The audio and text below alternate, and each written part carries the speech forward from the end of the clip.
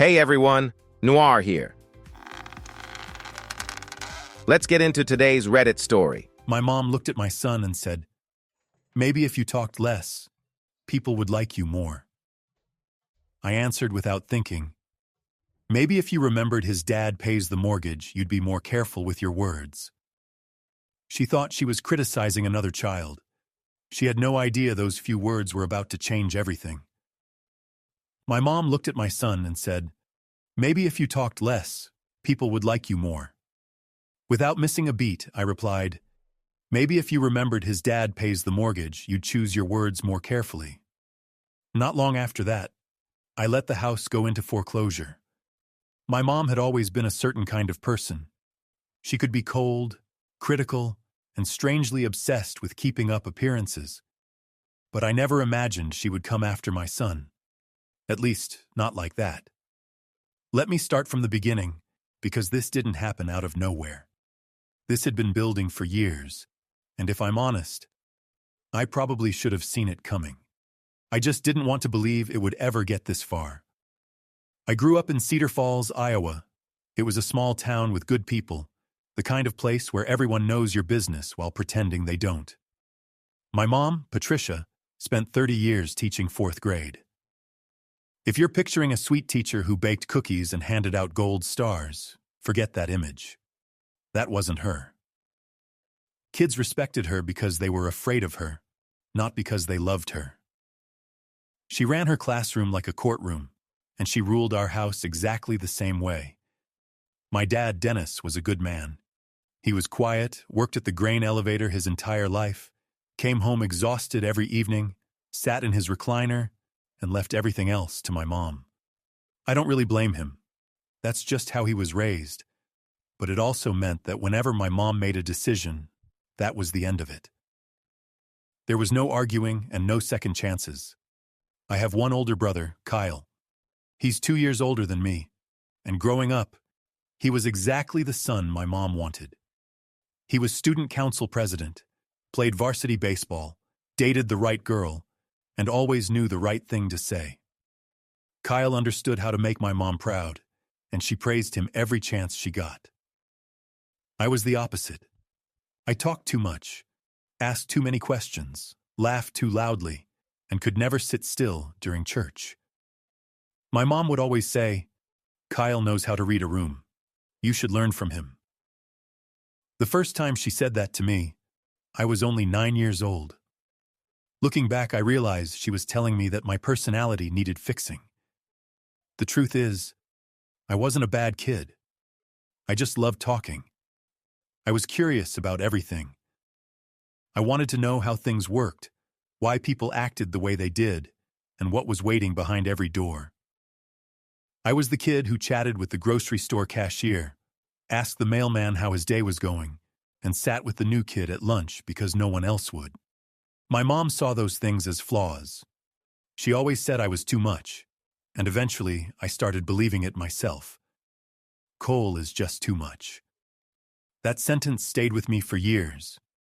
Fast forward through my childhood, where I was always the less favored son, and by the time I was 25, I was married to the most amazing woman I'd ever met. Her name is Rachel. She's a speech therapist, which feels ironic after everything that happened, and she has a way of making everyone around her feel heard. She couldn't have been more different from my mother. When I told Rachel about growing up with constant comparisons and hearing I was too much, she looked at me in disbelief. "Cole," she said, "that's not parenting. That's conditioning." 3 months later, we got married. It was the best decision I've ever made. Our son, Owen, was born when I was 26. The moment I saw him, I knew exactly who he was. He was just like me. He had the same energy, the same curiosity, and the same non-stop personality.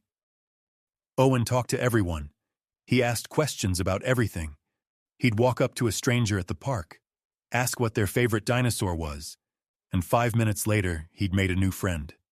He was friendly, happy, and full of life. According to my mother, he was too much. The first time she said it about Owen, He was 4 years old. We were at a family barbecue at Kyle's house. Owen was running around the yard, excitedly telling everyone about a butterfly he'd seen that morning. My mom pulled me aside. "You need to teach that boy some restraint, Cole," she said. "Not everyone wants to hear his little stories." My chest tightened the second I heard those words. I knew that tone. I'd been hearing it my entire life. Now she was using it on my son. I reminded her that Owen was only 4 and that 4-year-olds are supposed to talk. She gave me the same look she always did, the one that said she wasn't interested in debating because she believed she was right, and walked away. After that, it became a pattern. Every holiday, every family visit, every phone call, she'd find another reason to criticize Owen's personality. "He's very energetic, isn't he?" It wasn't really a question. "Does he ever sit quietly?" "You should have him checked, Cole. That much talking isn't normal." Eventually, Rachel and I took Owen to his pediatrician, not because we thought anything was wrong, but because my mother's comments were starting to wear on us. The doctor told us Owen was perfectly healthy. He said our son was socially advanced and exceptionally verbal for his age. Then he smiled and said something I'll never forget. "You've got a natural communicator. Don't let anyone dim that light." Looking back, that was the moment I should have finally drawn a line. I should have told my mom that her opinions about my son's personality were no longer welcome. But I didn't. Some stubborn part of me, the little kid who still wanted her approval, kept hoping she'd eventually change. I convinced myself that if I handled things the right way, she'd finally see Owen the way everyone else did. Maybe she'd even see me differently too. I held on to that lie until Christmas dinner 2 years ago, the dinner that changed everything. My mom hosted Christmas every year. It was always her big event. The table looked like it belonged in a magazine, the food was perfect, and the whole house smelled like pine, cinnamon, and quiet tension. Kyle and his wife, Nicole, always came with their 2 kids. They were so quiet and well-behaved, they barely made a sound. My dad spent most of the evening half asleep in his recliner with football on the television. Then there was us. Rachel and I would walk in with Owen, who came through the door full of excitement, ready to hug everyone and talk about whatever had captured his attention that week. That Christmas, Owen was 8 years old. He had just finished a school project about space and couldn't stop thinking about it. All the way to my mom's house, he talked about black holes, the International Space Station, and how astronauts use the bathroom in zero gravity. Rachel and I exchanged a quiet look. We both felt it. Something about that visit didn't feel right. But we went anyway. That's what families do. You show up, hope things go better this time, and pretend history won't repeat itself. It did. In fact, it was worse than ever. We pulled into my mom's driveway at 4:30. The house looked like something from a Christmas card, with lights, a wreath on the front door, and fake snow around the windows. Before I had even parked, Owen had his seatbelt off. "Dad, do you think Grandma will want to hear about the space station?" he asked. I looked at Rachel. She gave me a small, uneasy smile. "Of course she will, buddy," I answered. I didn't believe it, but I couldn't tell my 8-year-old that his grandmother wasn't interested in what made him happy. Inside, everyone had already arrived. Kyle and Nicole were in the living room with Connor and Grace, who were sitting quietly on the couch. My dad was in his recliner, and my mom walked out of the kitchen wearing an apron. She gave me a quick hug, did the same with Rachel, and when Owen ran over to hug her, she simply patted his head. "Shoes off at the door, Owen." That was her greeting. Dinner started at 6. We had turkey, mashed potatoes, green bean casserole, homemade rolls, and cranberry sauce. For the first 10 minutes, everything was peaceful. Kyle talked about his promotion. Nicole chatted with Rachel about a home renovation show. The kids ate quietly. Owen was eating too, but he kept bouncing in his chair. He'd been holding in his space facts for almost an hour. Finally, there was a pause in the conversation. "Grandma," Owen said, "did you know astronauts on the International Space Station see 16 sunrises every day? They go around the Earth so fast that the sun comes up every 90 minutes. His face lit up with excitement. My mom didn't even look at him. "That's nice, Owen." He kept talking. Of course he did. He was 8 years old and excited. "And in space, your tears don't fall. They just float on your eyes because there's no gravity." My mom sighed. "Owen, people are trying to eat." Rachel gently squeezed his leg under the table, hoping he'd take the hint. But he wasn't doing anything wrong. He was just sharing something he loved with his family. "One more thing," he said, holding up one finger. "If you went into space without a suit, you wouldn't explode like in the movies. Your blood would actually start boiling because there's no air pressure, and you'd pass out after about 15 seconds. Connor finally looked up from his plate. "That's awesome," he said. It was the first time I'd seen real excitement on his face in a long time, and somehow that made me feel both happy and sad. My mom slowly set her fork on the table and looked straight at Owen. The whole room instantly felt colder. I felt it. Rachel felt it. Even Kyle sat up in his chair.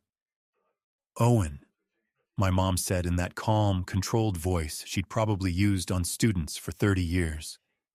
"Maybe if you talked less, people would like you more." The room went completely silent. It was the kind of silence that felt heavy. I could hear the clock ticking in the hallway. Owen's smile disappeared. His face fell. His lips started trembling, and he lowered his eyes to his plate without saying a word. Rachel's eyes filled with tears.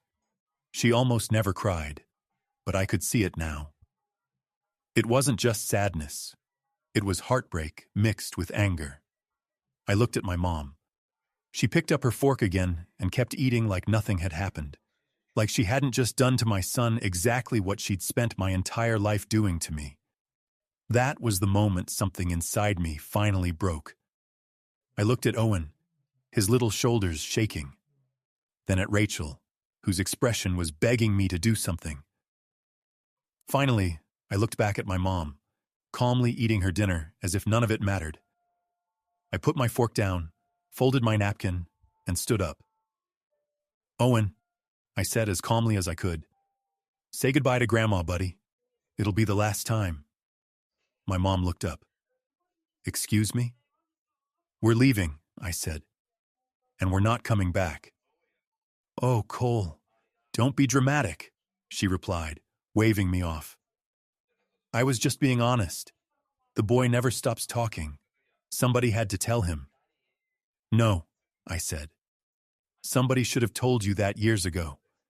Nobody did because we were all afraid of you. I'm not afraid anymore, Mom. And I'm not going to let you treat my son the way you treated me." No one said a word. Kyle stared at his plate. Nicole covered her mouth. My dad looked at me with an expression I'd never seen before. "What did I do to you?" my mom asked. "You spent my entire childhood telling me I was too much," I said. "Now you're saying the same thing to my son. You looked at an 8-year-old who was excited about space and told him people would like him more if he talked less." "I never said that." "You didn't have to. That's exactly what he heard. We all heard it." I walked over to Owen and knelt beside him. "Hey, buddy, look at me." He looked up with red eyes. "There's nothing wrong with you. You're not too much. You're exactly who you're supposed to be, and we're going home." He nodded without saying a word.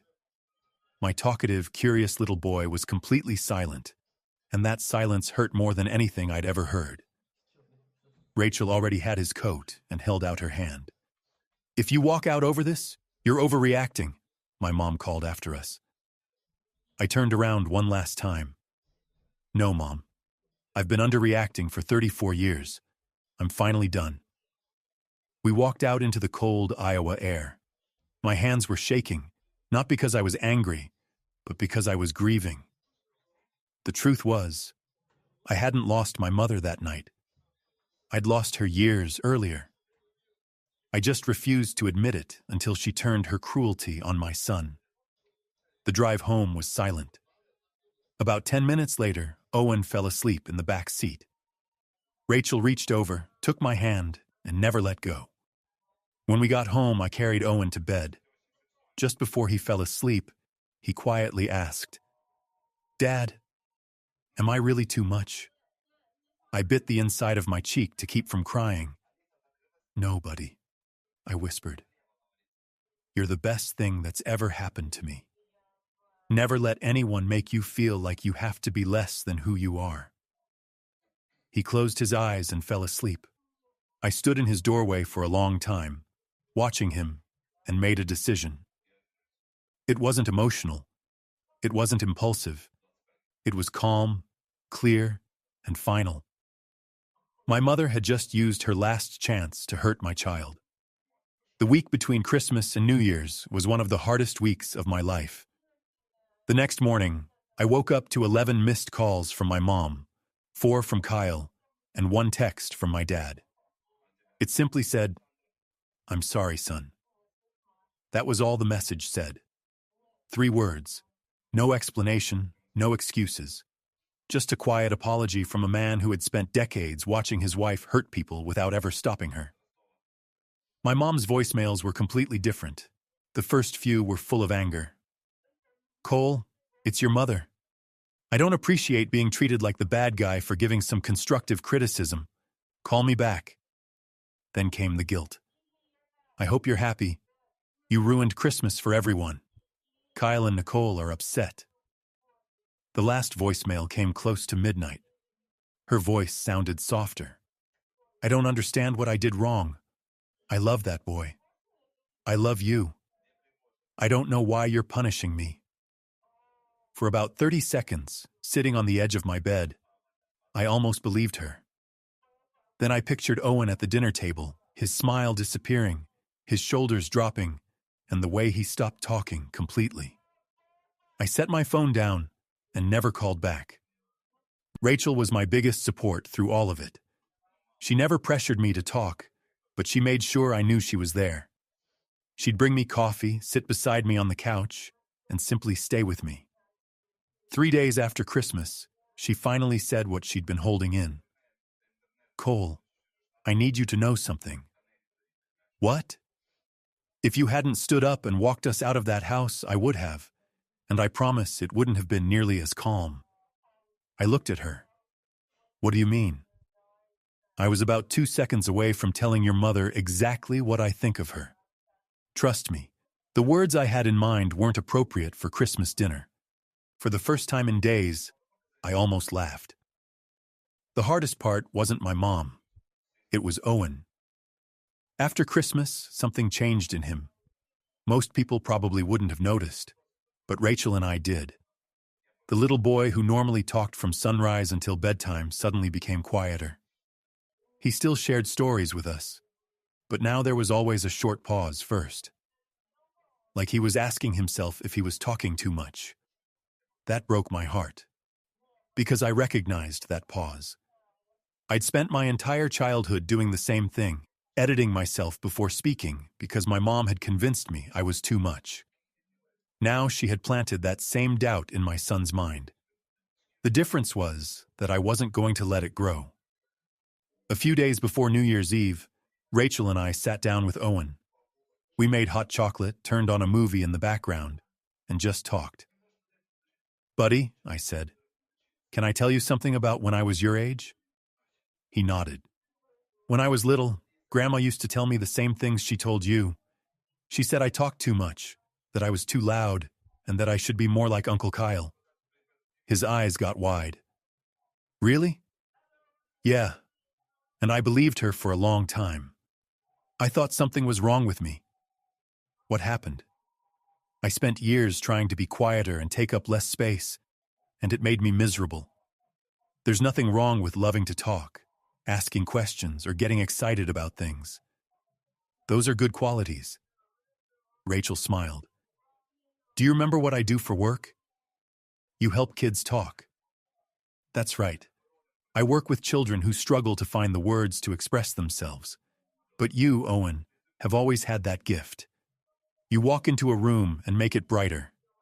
That's not too much. That's exactly who you should be. Owen thought about it for a moment. Is that why we left Grandma's house? Yes, I said. What Grandma said was hurtful, and it was wrong. I won't let anyone speak to you that way again. Not even family. He was quiet again. Are we ever going to see Grandma again? Rachel and I looked at each other. I don't know, buddy, I admitted. That depends on whether Grandma learns how to be kind. Right now, I don't know if she will. He nodded. Then, without hesitating for the first time all week, he smiled. Dad, do you want to hear how they recycle water on the space station? I smiled back. More than anything. By New Year's Eve, Rachel and I had made our decision. We sat down together and carefully talked through everything. Not out of anger, out of certainty. Rachel and I made a plan, and we followed it step by step. First, I called my mom's cell phone carrier and removed myself as an authorized user on her account. Years earlier, when she'd struggled to set up her smartphone, I'd added myself so I could manage everything remotely. I'd been paying her phone bill for the past 3 years without ever making a big deal about it. That ended on December 30th. Next, I called her home security company. I'd installed her monitored alarm system 2 years earlier after several break-ins happened in her neighborhood. The account was in my name because she didn't want to deal with the paperwork. I didn't cancel the service.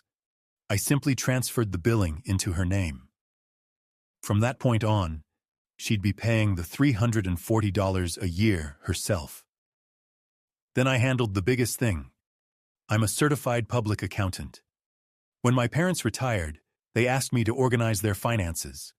For the past 8 years, I'd been managing their investments, preparing their taxes, handling quarterly payments, and working directly with their financial advisor, all for free. I called their advisor, Scott, and told him I was stepping away. From now on, all communication would go directly to my parents. He paused before asking, Cole, are you sure your mom understands all of this? I do, I said. But that's her responsibility now. The last thing I did was change the passwords to my streaming accounts. Maybe it was a little petty. But my mom had been using my Netflix, Hulu, and Disney Plus for years without paying anything. If my son was such an inconvenience to her, she could deal with a few inconveniences of her own. By New Year's Day, every little thing I'd quietly been doing to make my mom's life easier was gone. She didn't notice everything at once. Instead, she found out one piece at a time over the following weeks. Each new surprise reminded her that the son she'd always dismissed as too much had actually been doing a lot behind the scenes. January was quiet. The kind of quiet that feels like the calm before another storm. My mom called several more times during the first week, but I never answered. Her voicemails went from angry to confused to hurt. But one thing never changed. She never apologized. One message said, Cole, this has gone on long enough. I talked to Pastor Carter, and he agrees family should always come first. Your father misses you. Not once did she apologize to Owen. Not once did she apologize to me. Every voicemail was about her feelings, her version of events, and how she had been treated. In my mom's world, she was always the victim. Kyle called me in the middle of January. I answered because, despite everything, we'd never been enemies. We weren't especially close, but we got along. Hey, he said. How are you doing? I'm okay. How are Nicole and the kids? They're good. Listen, Mom's been calling me nonstop. She's really upset. I figured. She says you took her off your phone plan, changed the streaming passwords, and stopped helping with Mom and Dad's finances. She's right. He was quiet for a second. Cole, don't you think that's a little extreme? Kyle, she looked at my 8-year-old son during Christmas dinner and told him people would like him more if he talked less. Another pause. Then he quietly said, "Yeah, that was bad." "It wasn't just bad," I replied. "She spent my entire childhood saying those same things to me. Then she turned around and did the exact same thing to my son. I'm done supporting someone who tears down the people I love." He sighed. "You know she's never going to apologize." "I know." "So what's the end game?" "There isn't one," I said. "I'm not trying to win anything. I'm just done participating." Then I added, "If she ever gives me a real apology, not one that starts with 'I'm sorry' and ends with 'but,' then we can talk. Until then, I'm out. Until then, I'm out." Kyle stayed quiet for a long moment. Then he surprised me. "I should have said something when Mom talked to Owen like that. I should have backed you up." "Yeah," I said. "You should have. I'm sorry." "Thanks, Kyle." After another pause, he said, "For what it's worth, I think Owen's a great kid. Connor thinks he's the coolest person ever. He hasn't stopped talking about space since Christmas." That made me smile. "Tell Connor Owen says hi." After we hung up, I felt something I wasn't expecting. Relief. Not because anything had been fixed, but because Kyle had finally admitted what I'd known my whole life. He'd seen it. He'd always known how Mom treated me. He just never said anything. At least now I knew I wasn't imagining it. February brought the first real consequences. One day my mom called in a panic because she'd received a bill from the security company and didn't know what it was. I didn't answer. She called Kyle instead, and he called me. "Mom's freaking out about some alarm company bill," he said. I explained that I'd been paying for the service myself and had simply transferred the account back into her name. Kyle went quiet. I could almost hear him realizing how much I'd been quietly taking care of all those years. A week later, my mom called their financial advisor because she didn't understand the paperwork she was receiving. Scott called me afterward. "Cole," he said, "your mom just asked me what a Roth individual retirement account is." He sounded exhausted. "She said you always handled this stuff." "I appreciate everything you've done," I told him, "but they'll need to manage it themselves from now on." He understood. Then tax season arrived. For the first time in 8 years, my parents had to handle their own taxes. One Saturday, my mom called me 11 times. I counted. Every voicemail became more frantic than the last. She didn't understand the W-2 forms, the 1099 forms, or the deductions. Eventually, she went to a tax preparation office and paid $450 for something I'd been doing for free every year. Later, Kyle told me she'd complained about the cost all weekend. I know this might sound cold, but I wasn't enjoying any of it. I wasn't sitting around happy that she was struggling. What I felt was clarity. For years, I'd been quietly keeping her life together while she treated me like I was the lesser son. Now that I'd stepped away, everyone could finally see how much I'd actually been doing. At the same time, Owen was doing better than ever. Rachel and I signed him up for the science club at school. Within a couple of months, he was leading presentations, helping the other kids, and building a huge model of the solar system that took up half the classroom. At a parent-teacher conference, his teacher, Mrs. Foster, pulled us aside. "I've been teaching for 22 years, she said, "and I've never met a child with communication skills like Owen's. He explains difficult ideas in a way that gets other kids excited. Whatever you're doing at home, keep doing it."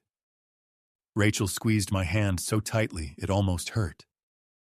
We walked out of that meeting feeling lighter than we had in months. A teacher with decades of experience had just praised the exact quality my mother had spent years trying to crush. That meant everything. During the spring, I started rebuilding myself. Rachel suggested I try therapy, and for the first time in my life, I did. I started seeing a therapist named Dr. Marshall, who specialized in family relationships.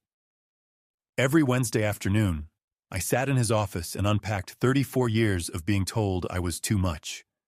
It wasn't easy, but it was necessary. And besides marrying Rachel and becoming Owen's dad, it was one of the best decisions I'd ever made. Dr. Marshall helped me recognize patterns I'd never noticed before. I apologized before sharing my opinions. I made myself smaller in professional situations. Any room that reminded me of my mother's dining table made me instinctively hold back. Week by week, we worked through it. Slowly. Carefully. By May, I finally felt different. Not like I'd become someone new. More like I'd finally uncovered the person I'd always been underneath everything my mother had taught me to hide. I was different. I laughed more, spoke more, and stopped hiding who I was.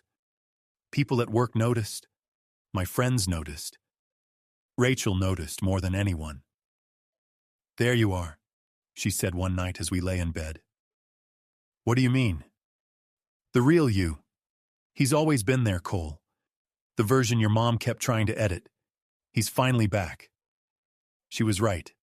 For the first time in my life, I felt like myself. The confrontation I never expected happened in June. Rachel, Owen, and I were walking through the downtown farmers market on a Saturday morning. Owen had found a beekeeper and was asking him what felt like 1,000 questions about honey. The beekeeper loved it. Rachel and I stood nearby, smiling. Then I heard someone call my name. "Cole." I turned around. It was my mom. She looked different. Not older, just smaller somehow, like she'd lost something. She was carrying a bag of tomatoes and wore the same controlled expression she'd always had. "Mom."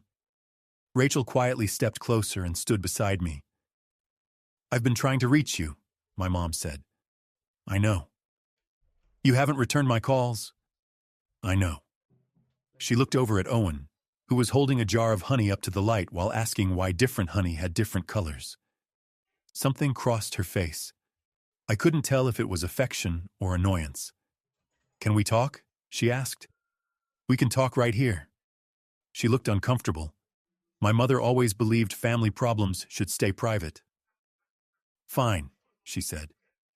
"I think this has gone on long enough. What exactly do you think I'm trying to prove?" "You're angry. About Christmas. About what I said." "What did you say, Mom?" She hesitated. "I made a comment about Owen talking too much. Maybe it wasn't the right time." "A comment? You told an 8-year-old that people would like him more if he talked less, right in front of the whole family." "I was trying to help him, Cole. The world won't always be kind. I'd rather he hear it from family first." I actually laughed.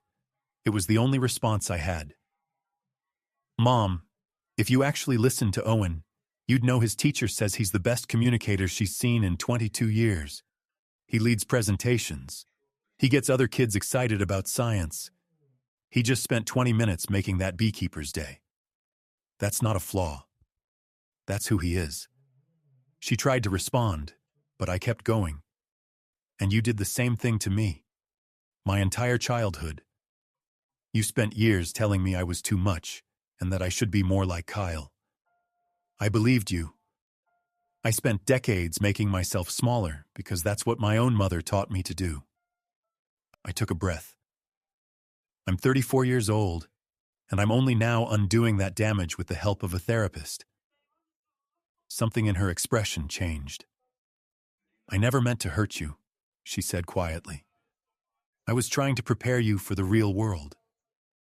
"No," I replied. "You weren't preparing me. You were trying to turn me into someone who was easier for you to deal with." Rachel finally spoke. She'd stayed silent the whole conversation.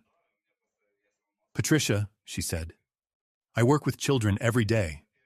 Many of them struggle just to express themselves. Owen has an incredible gift. What you said to him wasn't helpful, and it wasn't loving. It was cruel. The fact that you still call it helping tells me you still don't understand what you did." My mom looked stunned. Rachel had never confronted her before. Not once. She'd stayed quiet through years of uncomfortable family dinners. Not anymore. I want to see my grandson, my mom said. For the first time, her voice cracked. Why? I asked. I genuinely wanted an answer. Because every time you're around him, you try to make him less than he is. You shush him. You correct him. You look at him the same way you used to look at me, like he's somehow embarrassing you. She didn't answer. She just lowered her eyes and stood there in silence, struggling with something I'd never seen her struggle with before. My mom had always had an answer. She always found a way to explain things away, but standing there in the middle of the farmer's market with a bag of tomatoes in her hand, she had nothing to say. Finally, she spoke. Because he's my grandson, and I miss him. Then you need to do the work, I said. Go to therapy. Figure out why you feel the need to control everyone around you.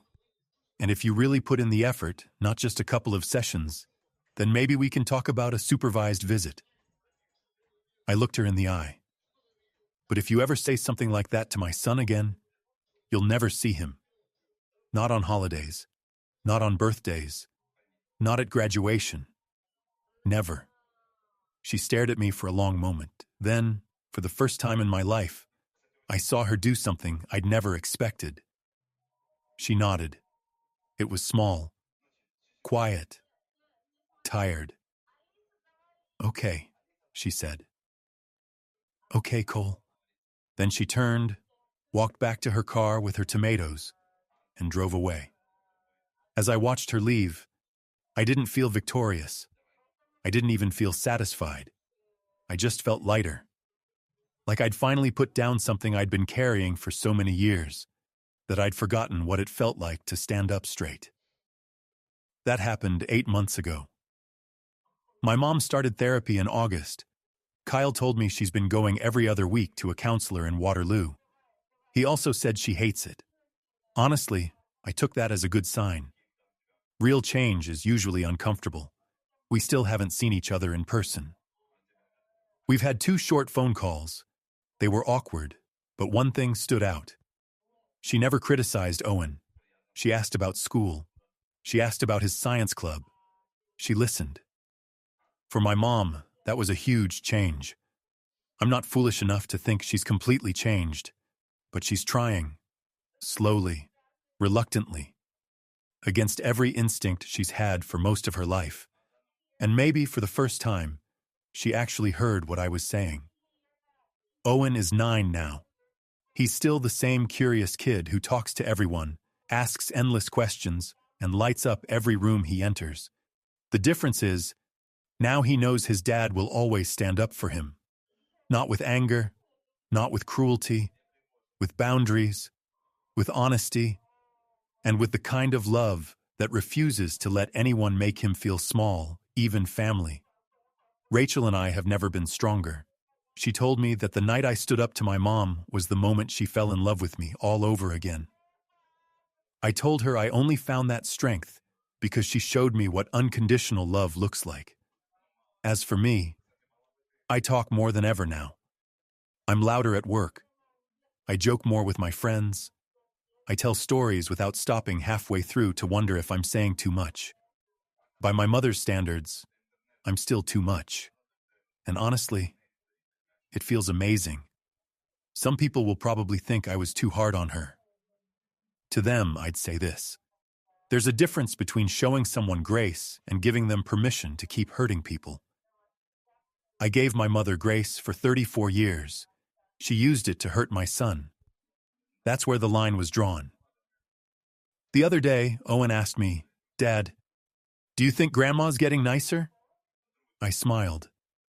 "I think she's learning, buddy. Just like you learn new things at school. Some lessons take people longer than others." He thought about it for a second before grinning. "Maybe she should join my science club. We're really patient with new kids." And that was Owen. Too much, according to some. Exactly enough to everyone who truly mattered.